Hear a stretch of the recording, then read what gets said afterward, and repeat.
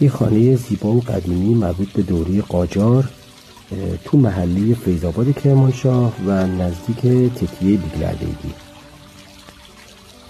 بله، اینجا خانه صارم‌الدوله پسر عمادالدوله دولتشاهی حاکم غرب ایران و نوه فتحعلی‌شاه قاجاره. بریم داخل یکی از اتاقهای این خانه زیبا رو ببینیم.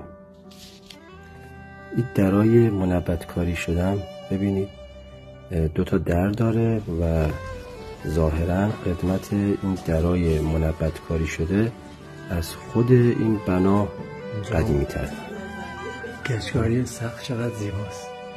خود امام ولی میرزای عمادالدوله است. اما به نظرم نکته اصلی این خانه مربوط به همین عکسه. نگاه کنید، ایشان عزت ملک خانم اشرف السلطنه دختر عمادالدوله که اولین عکاس خبرنگار زن کرمانشاهی ایرانیه. این اتاق زیبام ظاهرا عکاس خانش بوده. یه زن تحصیل کرده که زبان فرانسه بلد بوده و بسیار متجدد بوده. در حال حاضر هم خانه صارم‌الدوله تبدیل به هتل شده به اسم هتل ونوشک روبروی تکیه بیگلربیگی. حتما برید ببینید، واقعا دیدن داره.